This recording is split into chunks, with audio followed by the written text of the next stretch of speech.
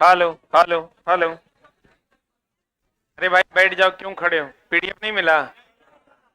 कितने लोगों को नहीं मिला? अरे भिजवाओ पीडीएफ। अच्छा आ रहा है, बैठो। हाँ,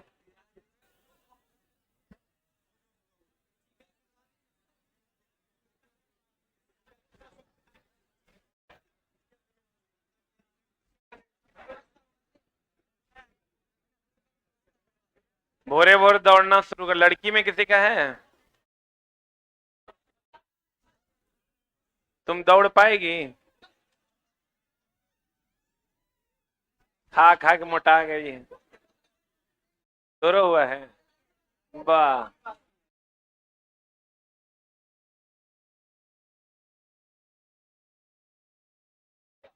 अब चला, कम से कम ये होता है ना, कोनो थाना में पहुंच जाओ तो तुरंत जो है झांसर कर देता है बच्चा सब। पहले वाला दरोगा सब तो हमको लगता है, क्या बात है जी? पहले वाला जो दरोगा सब था वो सब ऐसे ही नहीं बतियाता है। थाना पहुंच जाओ, कहेगा क्या बात है जी, क्या काम है, कहाँ इधर आया है। पहले थाना जाने में डर लगता था, अब नहीं लगता है। हो गया, शुरू करें?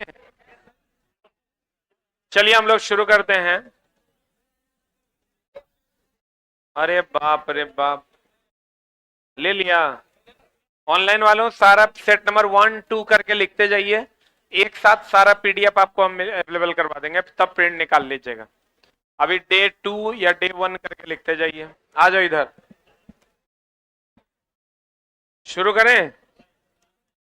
कहते हैं वाटर पंप डैश ऊर्जा को डैश है। देखो चला, ये ऊर्जा रूपांतरण एगो क्वेश्चन जिसमें कौन कौन पूछता है। एगो तो बैटरी रासायनिक ऊर्जा को विद्युत ऊर्जा में, एगो मोटर पूछता है विद्युत ऊर्जा को यांत्रिक ऊर्जा में, आज जनरेटर पूछेगा यांत्रिक ऊर्जा को विद्युत ऊर्जा में। अभी तक यही पूछते आया है। अब अगर ज्यादा से ज्यादा पूछेगा तो आपको बल्ब पूछेगा। बल्ब क्या करता है? जो इसमें फंसने वाला क्वेश्चन अगर हम उसको देखें तो बल्ब विद्युत ऊर्जा को किस ऊर्जा में, प्रकाश एंड ऊष्मा ऊर्जा में बदलता है। यहां फंसा लेगा तुमको। प्रकाश ऊर्जा को किसमें बदलता है, विद्युत ऊर्जा को किसमें बदलता है, प्रकाश या ऊष्मा। जैसे चला, तुम कहोगे तो हम जानते हैं, हम तोरा जो पढ़ाएंगे वो तू दिक्कत करेगा तोरा एग्जाम में, वही पूछता है तो वो हम तोरा पढ़ाएंगे। अब यहां पर ये हमेशा ध्यान रखना कि जनरेटर पूछे या डायनामो पूछे, जनरेटर पूछे या डायनामो पूछे या अल्टरनेटर पूछे, ये सब एक के बात है। इस सब जो है यांत्रिक को किसमें बदलता है, विद्युत में बदलता है। एक के बात है, जनरेटर डायनमो अल्टरनेटर सब यांत्रिक ऊर्जा को किसमें बदलता है, विद्युत ऊर्जा में।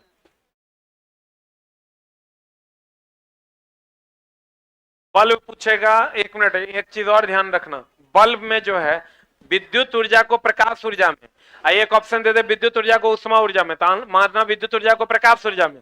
अगर तीसरा ऑप्शन दे दे विद्युत ऊर्जा को प्रकाश और उष्मा ऊर्जा में, तो वही आंसर होगा। समझ में आ रहा है? अब दो में से कोई एक चुनना हो तो विद्युत ऊर्जा को प्रकाश ऊर्जा में, अगर दोनों रहे साथ में तो साथ वाला आंसर होगा, क्योंकि प्रकाश भी देता है उष्मा भी देता है। लिख लिया?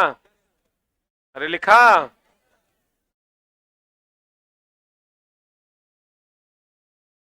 वाटर पंप क्या करता? पंप बोले तो वाटर पंप बोले तो मोटर, वाटर पंप बोले तो क्या, मोटर। अब यहां डायरेक्ट वाटर पंप, जैसे तुमको जो सवाल देगा वो जमाना चला गया तो पूछेगा तेरा बैटरी कौन ऊर्जा को कौन ऊर्जा, रासायनिक ऊर्जा को विद्युत ऊर्जा में, ऐसा उलझा देगा तुमको कि तुम मारिया नहीं पाओगे। उसको 75 क्वेश्चन में तोरा बनाने से रोकना है।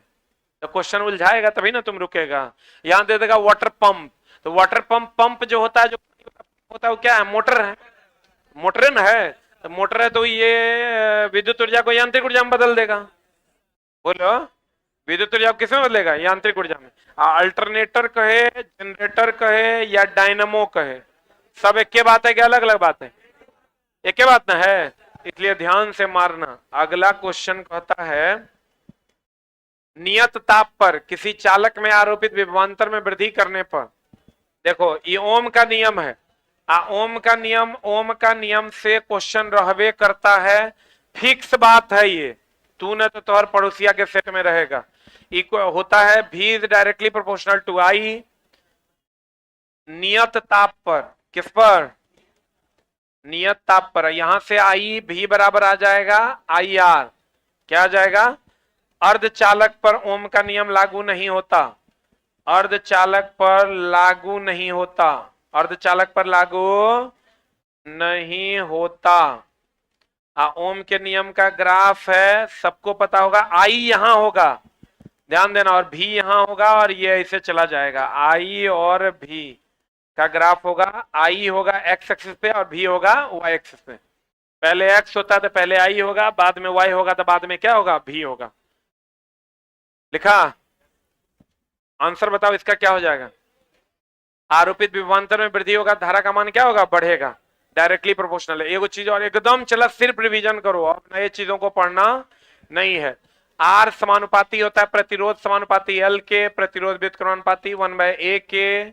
प्रतिरोध समानुपाती होता है किसके? ताप के। और प्रतिरोधकता जो होता है वो केवल और केवल पदार्थ और ताप पर निर्भर करता है। लेकिन एगो चीज ध्यान रखना, निर्भर करता। ई दोस्त मेरे एक मिनट रुक जाओ। कहेगा प्रतिरोधकता किस पर निर्भर नहीं करता? तो लंबाई पर नहीं करता, क्षेत्रफल पर नहीं करता। और लंबाई और क्षेत्रफल को मिला के आकृति होता है, तो आकृति पर भी निर्भर नहीं करता। लंबाई और क्षेत्रफल किसी का मिला दोगे तो क्या होगा? आकृति होगा। क्या होगा? आकृति होगा। तो इसके बारे में जो फेमस क्वेश्चन एकदम आपको पूछता है कि यह लंबाई, क्षेत्रफल या आकृति पर निर्भर नहीं करता, आकृति पर निर्भर नहीं करता। सब एग्जाम में चला ये सब क्वेश्चन पूछा जाता है।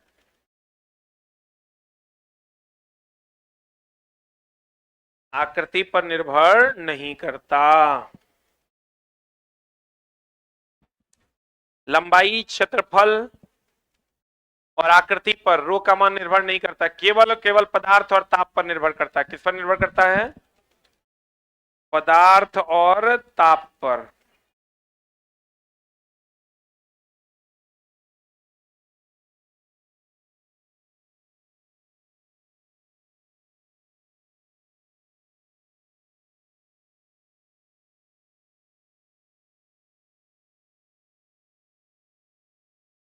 हो गया? अरे इतना लेट लिखोगे तो गड़बड़ा जाएगा। लिखे? कहते हैं आर समानुपाती एल, आर व्युत्क्रमानुपाती ए, आर समानुपाती ताप। बोलो रे। अब अगर आर की हम बात करें तो आर बराबर होता है रो एल बाय ए। जब जब जोड़कर बढ़ाया, जोड़कर लंबाई बढ़ाई जाए, जोड़कर लंबाई बढ़ाई जाए, और आर बराबर होता है रो एल स्क्वायर बाय भी, जब क्या करके? खींचकर। अभी लेकिन यहां पर क्वेश्चन तुम्हारा फंस जाएगा। खींचकर लंबाई बढ़ाई जाए, खींचकर लंबाई बढ़ाई जाए तो क्या हो जाएगा? रो एल स्क्वायर बाय भी। देखो रुक जा, रुकना, ये लिखने से नहीं होगा, क्वेश्चन पूछता है और मामला गड़बड़ा देता है। ये वो चीज का ध्यान रखना, अगर क्वेश्चन कहे कि सभी पैरामीटर्स को अस्थिर रखते हुए लंबाई को बढ़ा दिया गया, तो बताओ ये अगर इतना बड़ा तार है, इसके सभी पैरामीटर को अस्थिर रख रहे हैं, लंबाई भी नहीं बदल रहे हैं, चौड़ाई भी नहीं बदल रहे हैं, क्षेत्रफल भी नहीं बदल रहे हैं, तब इसको, इसकी लंबाई को बढ़ा रहे हैं, इसका मतलब जोड़ के कि खींच के? क्योंकि खींचेंगे तो लंबाई में वृद्धि होगा, चौड़ाई में कमी होगा। जोड़ करके खींच कर, तो क्या करके? अगर सभी पैरामीटर को अस्थिर रखते हुए लंबाई में वृद्धि किया गया, इसका मतलब जोड़कर कि खींचकर, तो इसका मतलब ये दुगुना तो ये दुगुना। बोलो रे। कहेगा पैरामीटर्स को बदलते हुए लंबाई को बढ़ाया गया, इसका मतलब खींचकर। क्या करके? खींचकर। तो खींचकर आर बराबर रो एल स्क्वायर बाय क्या हो जाएगा? भी। रो एल स्क्वायर बाय क्या हो जाएगा? भी। तो भैया इसको दुगुना करोगे तो कितना होगा? 4 गुना।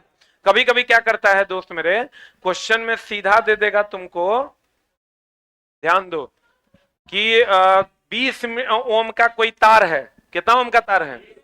ये सब जो पूछा हुआ क्वेश्चन है उसी पर हम बात कर रहे हैं। 20 ओम का तार है, कहेगा लंबाई को खींचकर दोगुना कर दिया गया तो प्रतिरोध कितना होगा? तो प्रतिरोध अगर दोगुना करोगे खींचकर तो 4 गुना हो जाएगा, 4 गुना हो जाएगा, सीधा मारेंगे 20 चौका 80 ओम, 4 ओम भी ऑप्शन में रहता है। पहले से प्रतिरोध कितना ओम है? 20 ओम। अब कहेगा प्रतिरोध को खींच कर दुगुना, लंबाई को खींच कर दुगुना कर दिया गया, 4 गुना बढ़ेगा, तो लड़का मारता है 4 ओम। 4 ओम नहीं होगा, 20 चौका 80 ओम होगा। बुझा रहा है? बुलंद रे, जल्दी लिख। बढ़े बढ़े।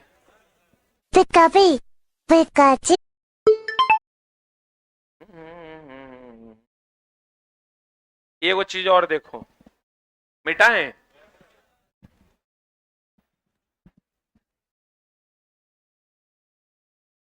मिटाएं। अब देखो यहां पर हम कर सकते हैं R1 अनुपात R2 अनुपात R3 बराबर रो 1 अनुपात रो 2 अनुपात रो 3। बोलो हाँ। R1 अनुपात R2 अनुपात R3 बराबर L1 अनुपात L2 अनुपात L3। बोलो हाँ। अरे बोलो न रे। जब समानुपाती होगा, अगर R1 अनुपात R2 होगा तो A2 अनुपात A1 होगा। क्यों? उल्टा न है। इस पर भी सवाल पूछे जाते हैं, एक लाइन में समझ लो, डायरेक्टली है तो सीधा सीधा, इनवर्सली है तो उल्टा, और इस सब जगह लागू होता है। अगला सवाल देखो, यहीं पर लागू हो जाएगा। ये क्वेश्चन बना लोगे? ये क्वेश्चन इससे पहले आया हुआ है। श्रेणी में धारा समान और वोल्टेज अलग अलग, और समानांतर में वोल्टेज समान धारा अलग। तो कहता है 8 ओम 12 ओम के दो प्रतिरोध ए और बी 6 वोल्ट की बैटरी के साथ श्रेणी क्रम में जुड़ा हुआ है। बहुत बढ़िया बात है, ये 6 वोल्ट की बैटरी है, इससे एगो 8 ओम और एगो कितना ओम 12 ओम, ये 8 ओम ये 12 ओम 6 वोल्ट की बैटरी के साथ श्रेणी में जुड़ा हुआ है। तो V1 इसका V1 है और इसका V2 है, इसका I1 है और इसका I2 है। ये I1 I2 धारा है, तो उससे होकर प्रवाहित होने वाली धाराएं V1 धाराएं तो V1 V2 और I1 I2 क्रमशः होगा। तो I1 I2 तो दोनों में समान है ना, हो जाएगा रे। I1 I2 का अनुपात कितना हो जाएगा? 1। बाद में कर रहा है I1 I2, पहले क्या कर रहा है? V1 V2। इसका वोल्टेज निकालना है, उसका करंट इंटू उसका रेजिस्टेंस, ये निकालने तुमको सीखना पड़ेगा। अगर हमको इसका वोल्टेज निकालना है यानी V1, तो बराबर I1 I इंटू R1। तो I कैसे निकालोगे? I बराबर V बाय R, 6 बटा R, 12 8 कितना हो जाएगा? 20। 12 8 कितना? 20। 0.3, तो 0.3 हो जाएगा। तो V1 निकालोगे तो I का मान 0.3 और R का मान कितना? 8, तो ये हो जाएगा 2.4 वोल्ट। I निकालोगे तो कितना आ जाएगा?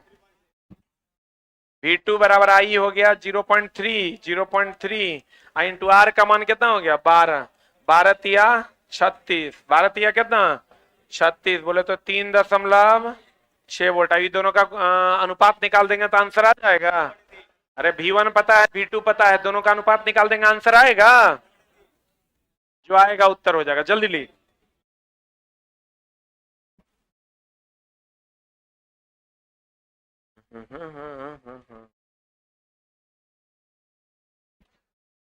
पढ़े?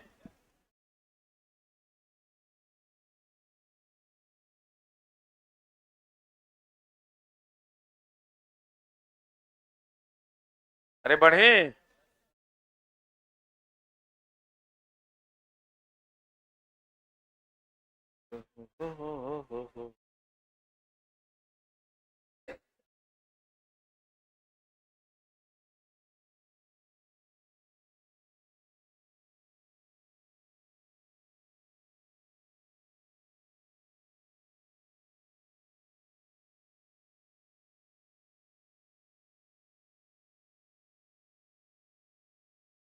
तो लड़का कह रहा है बहुत बहुत धन्यवाद गुरुजी, आपकी वजह से मेरा रिजल्ट बिहार पुलिस में हो गया।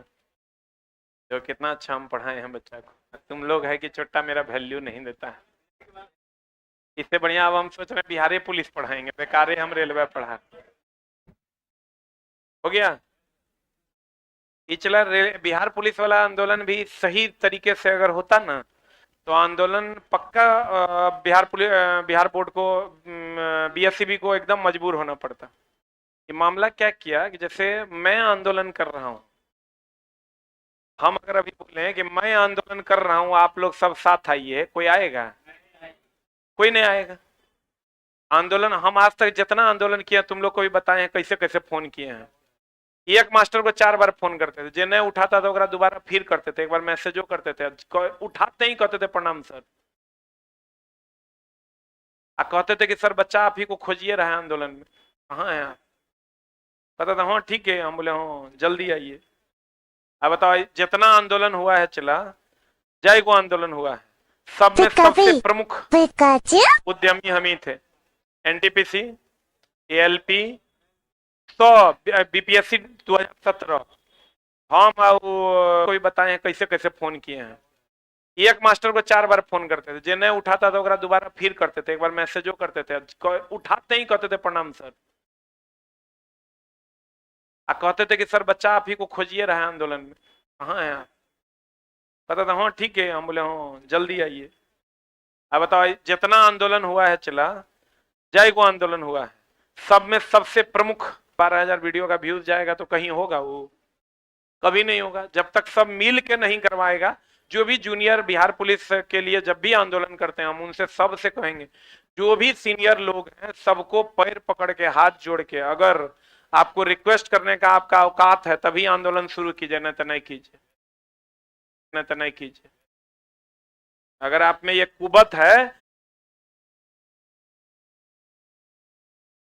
कि आप अपने से सीनियर को हाथ जोड़कर आंदोलन में ला सकते हैं, तभी आंदोलन कीजिए, तभी सफल होगा। बिहार पुलिस के बच्चों का हक है उसको जानना कि कितना कट ऑफ गया, मेरा नहीं हुआ तो क्यों नहीं हुआ। ये कौन बात है भाई कि सीधा रिजल्ट टांग दिए हो? तो हम की चाहेंगे बच्चा हमारा खड़े होकर सबको साथ में लीजिए, तब बुझेंगे कि आप आंदोलन करते हैं। अकेले कोई भी इस काम को नहीं कर सकता है, इसके लिए सबको साथ आना होगा। हम लोग को चला कोई भी आंदोलन हो, हम तो एकदम हाथ जोड़ के रिक्वेस्ट करते हैं, हम तक बातें पहुंचा दीजिए, हम उसके लिए प्रॉपर आंदोलित करने में अपनी भूमिका निभाएंगे। समान लंबाई समान मोटाई वाले 3 तार ए बी सी के प्रतिरोध क्रमशः इतना इतना और इतना है, उनकी प्रतिरोधकताएं क्या होगी बता, अभी तुरंत बताए थे, R1 अनुपात R2 अनुपात R3, ρ1 अनुपात ρ2 अनुपात ρ3 बनेगा 0.5 अनुपात 0.2 अनुपात 1। बोलो हाँ, आंसर आ जाएगा कितना? सी जो आएगा वो आंसर होगा। आप बिहार पुलिस में चला, हमको लगता है सबसे ज्यादा हमारे चैनल से जुड़कर बच्चा पढ़ा है, 11,000 15,000 लाइव जाता था।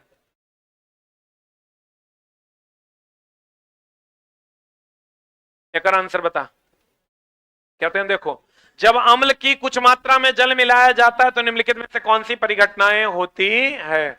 अम्ल में जल मिलाते हैं, अम्ल में क्या मिलाते हैं? जल मिलाते हैं। अम्ल में क्या मिलाते हैं? जल, जबकि मिलाना चाहिए था जल में अम्ल। देखो चलो, इसमें जो क्वेश्चन तुमको पूछेगा, छोड़ो इन सब बातों को, इधर आते हैं अभी। अगर हम बात करें जब भी मिलाएंगे अम्ल में जल की जल में अम्ल, जल में अम्ल मिलाया जाता है तो ये सही है। अम्ल प्लस क्षार मिलाते हैं, अम्ल प्लस क्षार मिलाएंगे तो क्या बनाएगा? लवण। प्लस क्या मिलाएगा? जल। अम्ल और क्षार मिलाएंगे तो लवण और जल बनाएगा। और ये ऊष्माक्षेपी अभिक्रिया है कि ऊष्माशोषी? ऊष्माक्षेपी अभिक्रिया है। और दोस्त मेरे, आज तक के इतिहास में जो क्वेश्चन क्षेपी शोषी से खूब पूछता है, इसलिए एकदम जान लो। हम बार बार कहते हैं चूना हो गया, डिटर्जेंट हो गया, डिटर्जेंट हो गया, सीमेंट हो गया, सीमेंट हो गया, अम्ल हो गया, क्षार हो गया, अम्ल हो गया, अम्ल हो गया, क्षार हो गया, इस सब जब जल से अभिक्रिया करेगा तो ये ऊष्मा देगा, इसलिए ये ऊष्मा क्षेपी अभिक्रिया है। कौन अभिक्रिया है? ऊष्मा क्षेपी अभिक्रिया है। और दोस्त मेरे हमेशा ध्यान रखना, वाष्पीकरण, वाष्पीकरण, ऊर्ध्वपातन, ऊर्ध्वपातन और अपघटन, अपघटन, ये सब क्या है? ऊष्मा शोषी अभिक्रिया है, ऊष्मा शोषी अभिक्रिया है। कौन अभिक्रिया है? ऊष्मा शोषी। वाष्पीकरण, ऊर्ध्वपातन, अपघटन, ये सब कौन अभिक्रिया है? ऊष्मा शोषी, ऊष्मा शोषी अभिक्रिया है। संयोजन कौन अभिक्रिया है? संयोजन जो है, संयोजन ऊष्मा क्षेपी अभिक्रिया है। संयोजन कौन अभिक्रिया है? ऊष्मा क्षेपी, संयोजन ऊष्मा क्षेपी। किसी भी चीज को ठंडा करेंगे तो ऊष्मा निकाल लेंगे कि ऊष्मा देंगे? गर्म करेंगे तो ऊष्मा देंगे, देंगे मतलब ऊष्मा शोषी, या निकालेंगे मतलब ऊष्मा क्षेपी। पहले इसको लिख फिर बतियाते हैं, जल्दी लिख।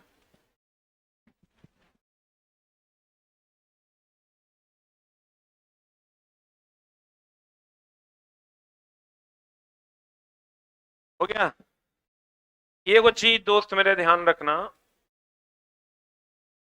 कि अगर ठोस जो है ये द्रव बनेगा, द्रव फिर क्या बनेगा? गैस। तो ठंडा हो रहा है कि गर्म? गर्म हो रहा है मतलब ऊष्मा लेगा कि देगा? ऊष्मा। देखो तो एक मिनट, इसको सोच के बढ़िया से बनाना, ना तो गड़बड़ हो जाएगा। अगर हम ऊर्ध्वपातित करते हैं, ठोस को सीधा किस में बदलते हैं? गैस में। तो ठोस को गैस में बदलेंगे तो गर्म करेंगे, गर्म करेंगे तो ऊष्मा लेंगे, और लेंगे तो ऊष्मा शोषी। वाष्पीकरण करेंगे तो गर्म करेंगे, गर्म करेंगे तो ऊष्मा लेंगे कि देंगे? लेंगे। अरे गर्म करेंगे, वाष्पीकरण करने के लिए क्या करना होगा? गर्म करना होगा। गर्म करेंगे तो ऊष्मा लेंगे, लेंगे कि देंगे? लेंगे। लेंगे मतलब ऊष्मा शोषी। यही अगर देखो गैस को ठंडा करेंगे, ठंडा करके क्या हम बदलेंगे? द्रव में। द्रव को और ठंडा करके ठोस में। तो ठंडा कब होगा? जब ऊष्मा निकालेंगे कि देंगे?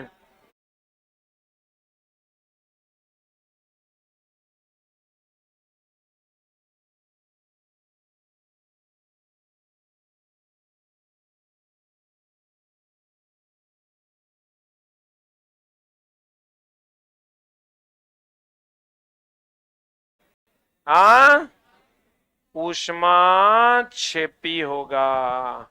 एगो चीज और ध्यान रखना, ये तो ठीक है, लेकिन ऊष्मा अवस्था परिवर्तन के दौरान ताप नियत रहता है। अब तुम कहोगे तो यहाँ ऊष्मा दे ले रहे हैं तो भैया गर्म करने के लिए दे ले रहे हैं। अवस्था परिवर्तन के दौरान ताप क्या रहता है? नियत रहता है। हो गया? अवस्था परिवर्तन के दौरान ताप नियत रहता है। अवस्था परिवर्तन के दौरान ताप नियत रहता है। Very very important. अवस्था परिवर्तन में क्या नियत रहता है? अवस्था परिवर्तन में ताप क्या रहता है? नियत रहता है। अवस्था परिवर्तन में क्या नियत रहता है? ताप।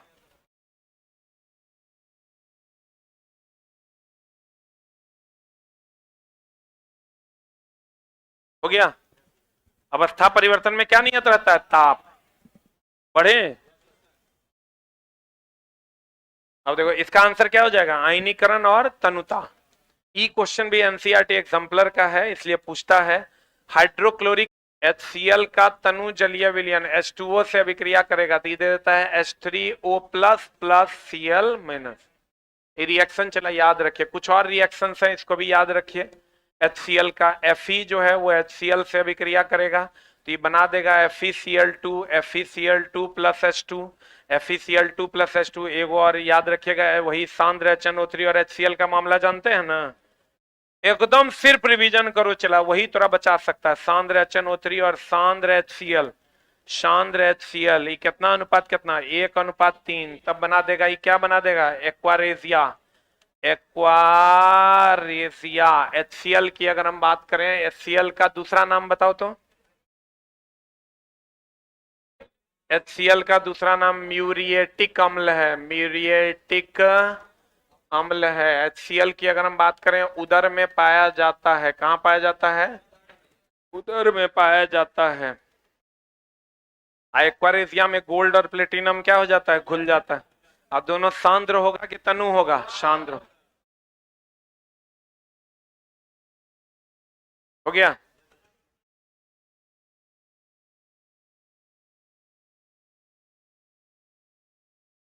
एक रिएक्शन और याद रखना, CaOH हॉल 2 प्लस Cl2 ये बना देता है CaOCl इंटू Cl, जिसको हम कैल्शियम ऑक्सीक्लोराइड या ब्लीचिंग पाउडर के नाम से जानते हैं। किसके नाम से जानते हैं? ब्लीचिंग पाउडर के नाम से जानते हैं, या कैल्शियम ऑक्सीक्लोराइड के नाम से जानते हैं। किसके नाम से जानते हैं? कैल्शियम ऑक्सीक्लोराइड के नाम से जानते हैं।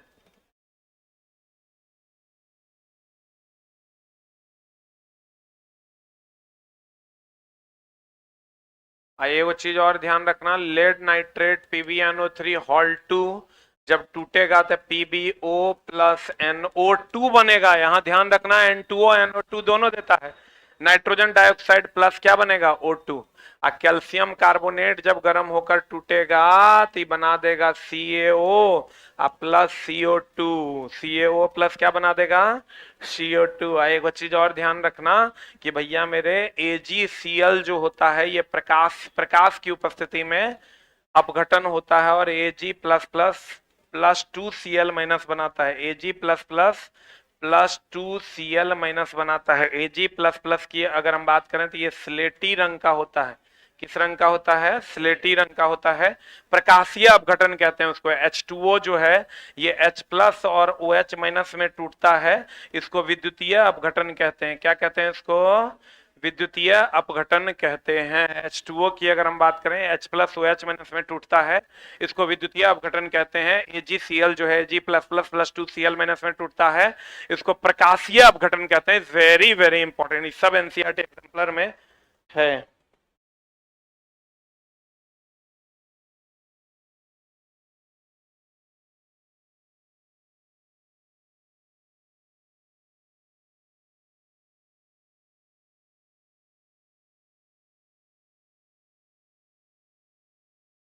हो गया। ये इतने रिएक्शन चला घुमा फिरा के हर जगह तुमको देखने को मिलेगा। अमोनिया का रिएक्शन तो पता होगा, N2 प्लस H2 बराबर क्या? NH3। बढ़े? अरे बढ़े हो।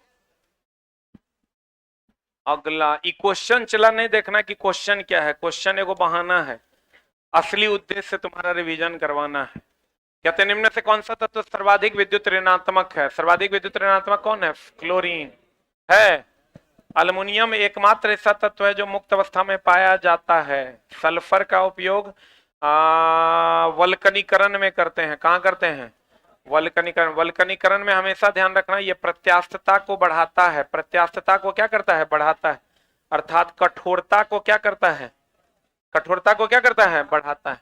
वल्कनीकरण में मैग्नीशियम की अगर हम बात करें, महाभिव्याय एनसीईआरटी में रिएक्शन दिया हुआ है, Mg प्लस O2 ये MgO बनाता है। मैग्नीशियम डाइऑक्साइड नहीं, मैग्नीशियम ऑक्साइड बनाता है। ध्यान रखना, उष्मा प्लस क्या देता है? प्रकाश देता है। उष्मा प्लस क्या देता है? प्रकाश देता है। MgO2 से विक्रिया करता है, क्या देता है? MgO। Very very important, MgO2 नहीं, क्या देता है? MgO। लेड नाइट्रेट टूटता है, NO2 देता है, N2O नहीं। N2O नाइट्रस ऑक्साइड है, NO2 नाइट्रोजन डाइऑक्साइड है। बोलो। वल्कनीकरण, कठोरता, प्रत्यास्थता। अल्युमिनियम मुक्त अवस्था में, अल्युमिनियम किस अवस्था में? मुक्त अवस्था में पाया जाता है।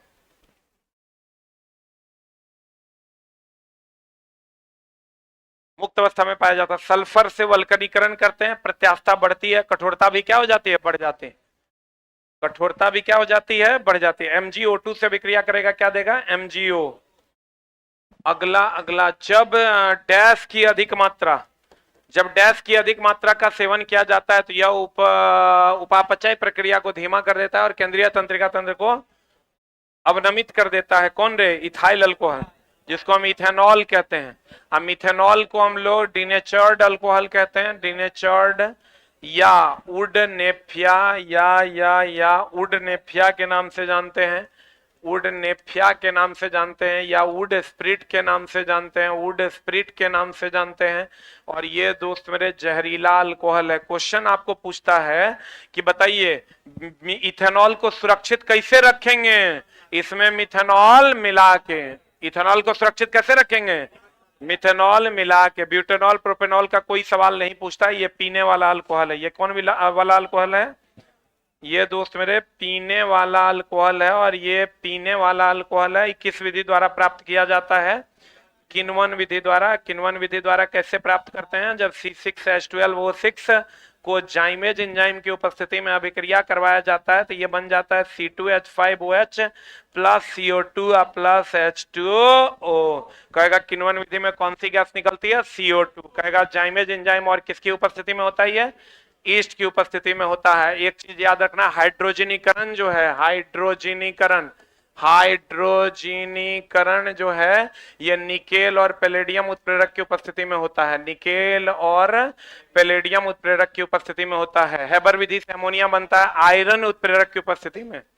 संपर्क विधि से H2SO4 बनता है प्लेटिनम उत्प्रेरक की उपस्थिति में। हेबर विधि से जो अमोनिया बनता है आयरन उत्प्रेरक की उपस्थिति में। संपर्क विधि से जो H2SO4 बनता है प्लेटिनम उत्प्रेरक की उपस्थिति में।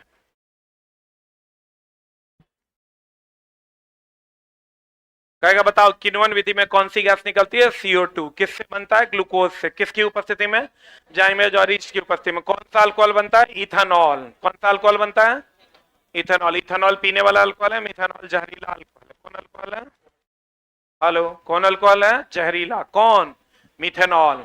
कौन है जहरीला, मिथेनॉल। कैसा अल्कोहल है, जहरीला। हो गया, बढ़े बढ़े हो। अगला C3H6 के समजातीय श्रेणी से संबंधित है। दोस्त एकरा से क्वेश्चन नहीं पूछे, ऐसा हो नहीं सकता। आप एकदम याद रखिए, एल्केन, एल्कीन और alkane, alkene, alkyne, alkane, alkene, alkyne. Alkane की अगर हम बात करें तो ये CnH2n+1। एल्कीन की बात करें CnH2n। एल्काइन की बात करें CnH2n-2। एकदम डाउट नहीं रखना है दोस्त मेरे, ये देख लो बढ़िया से, एन इन आइन, पहले ए तब ई तब वाई, दो दो CnH2n+2 हो गए, CnH2n+2। यहां देखो दो दो घटते जाएगा, ए ई वाई, दो फिर दो घटा फिर दो जुट और घटा, इसमें दो घटा ये आया, इसमें दो घटा ये आया, और ऑर्डर रहेगा ए ई वाई। यहीं पर अगर एल्काइल रहेगा, एल्काइल रहेगा तो हो जाएगा CnH2n+1। यहीं पर अगर अल्कोहल रहेगा, अल्कोहल रहेगा तो खाली कुछ नहीं करना है, एल्काइल में CnH2n+1 OH जोड़ देना, यही एसिड रहेगा तो COH जोड़ देना, अल्डिहाइड रहेगा तो CHO जोड़ देना, कीटोन रहेगा तो CO जोड़ देना। सूत्र लेकिन यही रहेगा। अभी इसमें कहता है समजातीय श्रेणी। समजातीय श्रेणी में कितने का अंतर रहता है, CH2 का। CH2 बोले तो परमाणु भार कितना का, 14 का। 12 2 कितना होगा, 14। एक ही जाति का कौन होगा, जैसे प्रोपेन, ब्यूटेन, पेंटेन, ये सब क्या है, एक ही जाति का। प्रोपीन, ब्यूटीन, पेंटीन, ये सब क्या है, एक जाति का। प्रोपाइन, ब्यूटाइन, पेंटाइन, ये सब क्या है, एक जाति का। बोलो, जो एक प्रकार का फॉर्मूला फॉलो करेगा वो एक जाति का है, जो अलग अलग फॉर्मूला फॉलो करेगा वो अलग अलग जाति का है। आंसर बता इसका। समजातीय श्रेणी से संबंधित है, C3H6 के समझा। C3H6 कौन है, एल्कीन। देखो ना ये वाला फॉर्मूला फॉलो कर रहा है, 2 3 6, तो इसकी श्रेणी का कौन है, एल्कीन ना। बोलो, खाली एक जाति में देखना, एक टाइप का फॉर्मूला जो फॉलो करेगा, इतने फॉर्मूला है, ये इतने फॉर्मूला है, एक टाइप का फॉर्मूला जो फॉलो करेगा वो एक जाति का है। अगला, एक कंडरा किससे किससे बनता है, कोलेजन फाइबर से। अरे बोलो न रे, कोलेजन फाइबर से। कंडरा बोले तो टेंडन, टेंडन अस्थि और अस्थि एंड किसको जोड़ता है, मांसपेशी को जोड़ता है। और लिगामेंट, अच्छा हम लोग कहते हैं ना हड्डी में क्या होता है, लिगामेंट ना, हड्डियों के बीच में क्या होता है, लिगामेंट। ये हड्डी से हड्डी को जोड़ता है, यही ना, हड्डी से हड्डी को जोड़ता है। और लिगामेंट का रंग कैसा होता है? पीला।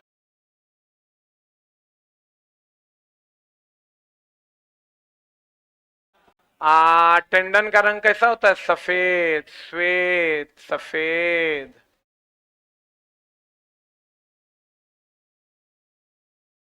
अस्थि और मांसपेशी को जोड़ता है कौन? टेंडन।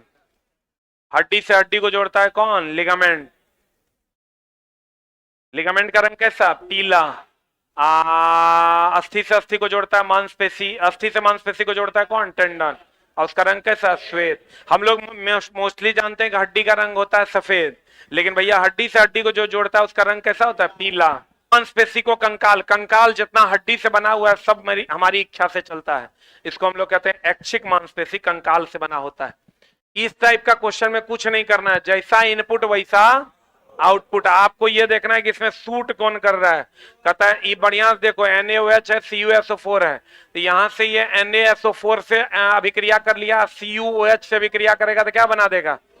CuOH हॉल 2 ना, आंसर रे। CuOH हॉल 2 की CaOH हॉल 2? खाली देखना यहां पर सटीक कौन बैठेगा, तुमको अपने पता चल जाएगा कौन बैठेगा। ये देखो तो क्लोरीन इसके इनपुट में है क्या? नहीं है, तो इसके आउटपुट में कैसे आ जाएगा? यहां भी ये भी नहीं होगा। अब बच्चा Ca इसके इनपुट में नहीं है तो आउटपुट में कैसे आ जाएगा? एक लाइन में समझ लो, खाओगे पनीर तो निकालोगे पनीर, पनीर खा के कोई चिकन निकाल सकता है क्या? तो दोस्त मेरे, इनपुट जैसा रहेगा उसी के हिसाब से क्या होगा? आउटपुट होगा। जैसा इनपुट वैसा आउटपुट। तो इनपुट में जो नहीं है वो आउटपुट में होगा नहीं। आज दोस्त मेरे एकदम सिंपल बात तो एकदम याद रखना तुम। क्या निम्न में से कौन सी अभिक्रिया रसायन ऑक्सीकृत हो रहा है? ऑक्सीकृत होगा तो ऑक्सीजन जुटेगा, हाइड्रोजन हटेगा, और अवकरण अगर होगा तो ऑक्सीजन हटेगा, हाइड्रोजन जुटेगा। What is the answer? कौन सी रासायनिक जाति ऑक्सीकृत हो रही है? ऑक्सीकृत जकरा में हाइड्रोजन जुटेगा, हाइड्रोजन है ना।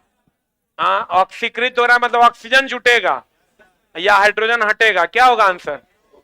H2 is the right answer. यहां से क्वेश्चन रहबे करेगा, एकदम फिक्स समझ लो, यही 2 लाइन से क्वेश्चन रहेगा।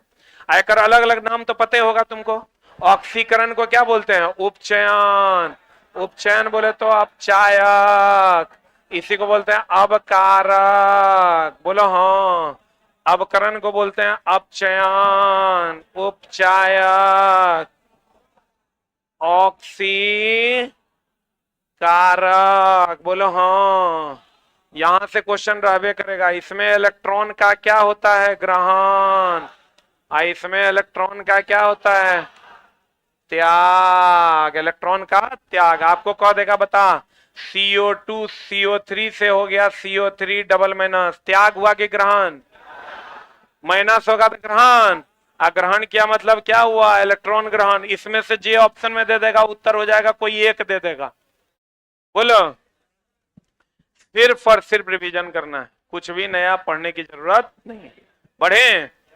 ऑक्सीकरण, मेरे साथ बोलो, ऑक्सीकरण उपचयन अपचयक अवकारक, ऑक्सीकरण उपचयन अपचयक, ऑक्सीकरण उपचयन अपचयक अवकारक, ऑक्सीकरण उपचयन अपचयक अवकारक, ऑक्सीकरण उपचयन अपचयक अवकारक, ऑक्सीकरण उपचयन अपचयक अवकारक, ऑक्सीकरण उपचयन अपचयक अवकारक, ऑक्सीकरण उपचयन अपचयक अवकारक, ऑक्सीकरण उपचयन अपचयक अवकारक, ऑक्सीकरण उपचयन अपचयक अवकारक, ऑक्सीकरण उपचयन अपचयक अवकारक, ऑक्सीकरण उपचयन अपचयक अवकारक, अवकरण अपचयन उपचयक उपचयक ऑक्सीकारक, अवकरण अपचयन उपचयक ऑक्सीकारक, अवकरण अपचयन उपचयक ऑक्सीकारक, अवकरण अपचयन उपचयक ऑक्सीकारक, अवकरण अपचयन उपचयक ऑक्सीकारक। बोलो हाँ। क्लियर है? अगला कहते हैं दोस्त मेरे, इथेनॉल से एसिटिक एसिड का रूपांतरण।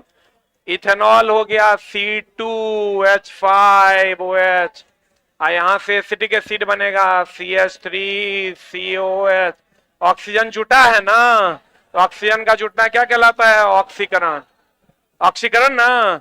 ऑक्सीकरण उपचयन अपचयक अवकारक, ऑक्सीकरण उपचयन अपचयक अवकारक, अवकरण अपचयन उपचयक ऑक्सीकारक।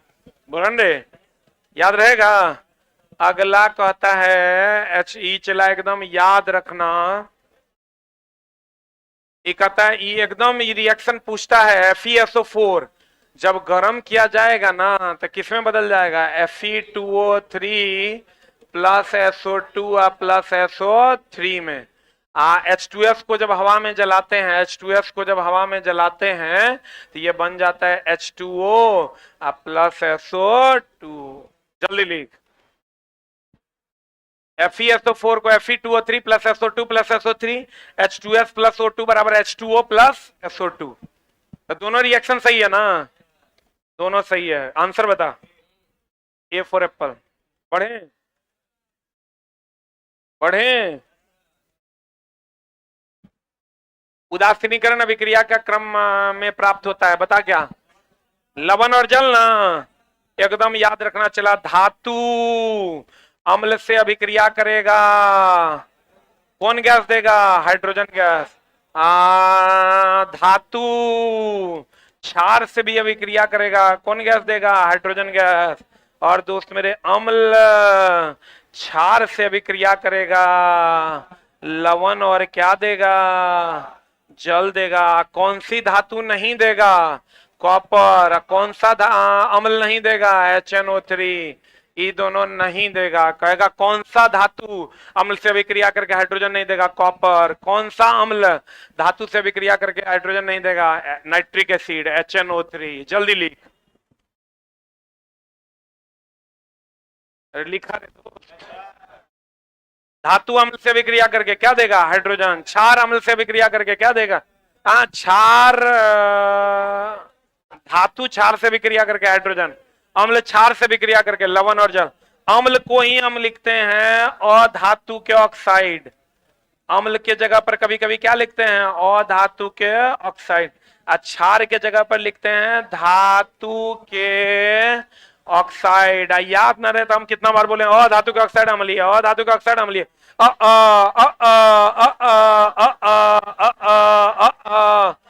अधातु के ऑक्साइड अम्लीय, अधातु के ऑक्साइड अम्लीय, धातु के ऑक्साइड क्षारीय, अधातु के ऑक्साइड अम्लीय, धातु के ऑक्साइड क्षारीय। Al2O3 ZnOPbO2 उभयधर्मी, Al2O3 ZnOPbO2 उभयधर्मी, Al2O3 ZnOPbO2 उभयधर्मी। एक आंसर बता दो क्या हो जाएगा आंसर? अगला अगला अगला अगला अगला अगला अगला अगला अगला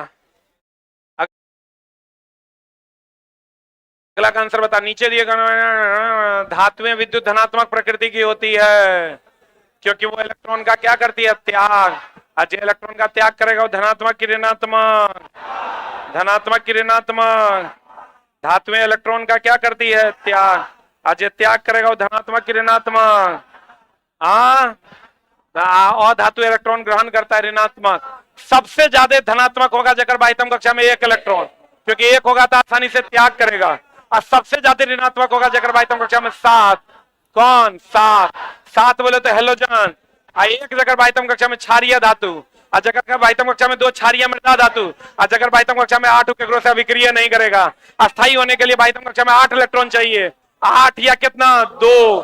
8 या 2, 8 या 2, या तो ऑक्टेट ना था डुएट, या तो ऑक्टेट ना था डुएट, या तो ऑक्टेट ना था डुएट। अस्थायी होने के लिए बाह्यतम कक्षा में 8। संयोजकता किसका होता है? एक धातु का कि अधातु का? दोनों का। धातु में बहुत सारों का, लेकिन अधातु में किसका? हाइड्रोजन का। हाइड्रोजन अधातु है जिसकी संयोजकता 1। जैसे हम कहते हैं अस्थायी होने के लिए डुएट या ऑक्टेट, वैसे कहेंगे एक संयोजकता धातु या अधातु। अधातु में कौन? हाइड्रोजन। अधातु में कौन? हाइड्रोजन। अधातु में कौन? हाइड्रोजन। बंध बनाते समय धातुओं इलेक्ट्रॉन का त्याग करता है। बाह्यतम कक्षा में 1 रहता है, कर देता है त्याग। सही है कि गलत? धातु इलेक्ट्रॉन का क्या करता है? त्याग। धातु इलेक्ट्रॉन का क्या करता है? त्याग। आंसर बता दो क्या हो जाएगा? एक की भी किसी आए रे ए अगला अगला अगला 18 नंबर आंसर बताए कर। एक भी किसी याद रखना होगा। CH4 CHCl3 अम्ल का जो है ना क्वथनांक ज्यादा होता है, और मीथेन का क्वथनांक क्या होता है? कम होता है। उन्हें संगमरमर, संगमरमर महाबीबीआई संगमरमर की अगर हम बात करें, कैल्शियम कार्बोनेट बड़ी घिना घिना के पूछता है। इसको चौक खड़िया संगमरमर कहते हैं, इसको कैल्शियम कार्बोनेट कहते हैं। और CaO जब CO2 से विक्रिया करता है, CaO जब CO2 से विक्रिया करता है तो क्या बनाता है? Calcium carbonate. एकदम ध्यान रखना दोस्त मेरे, जो अम्लीय वर्षा के कारण ताजमहल का रंग फीका नहीं है, वायु प्रदूषण के कारण अम्लीय वर्षा होती है, जिसके कारण ताजमहल का रंग क्या हो रहा है? फीका। तो कहेगा बताओ कि क्यों ताजमहल का रंग फीका हो रहा है? वायु प्रदूषण के कारण। वायु प्रदूषण नहीं रहेगा तब मारना, जल प्रदूषण के कारण। किस प्रदूषण के कारण? जल। ई कह रहा है संगमरमर चिप्स तनु हाइड्रोक्लोरिक एसिड से अभिक्रिया कर रहा है, बता क्या बनाएगा? ए की बी की सी, क्या होगा आंसर? ए और डी दोनों दोनों सेम है। अच्छा गलती से मिस्टेक है। अगला अगला अगला इलेक्ट्रिक ओवन। देखो एक मिनट ध्यान से समझना। विद्युत धारा के ऊष्मीय प्रभाव पर कौन कौन है? फ्यूज, गर्मा के फ्यूज होता है। एमसीबी, आयरन, हीटर, बल्ब, इस सब विद्युत धारा का कौन प्रभाव? उसमें प्रभाव। रासायनिक प्रभाव पर आता है इलेक्ट्रोप्लेटिंग, प्रिंटिंग मशीन, बैटरी, सब विद्युत धारा का कौन प्रभाव? रासायनिक प्रभाव। अब विद्युत धारा का चुंबकीय प्रभाव में गैल्वेनोमीटर, आमीटर,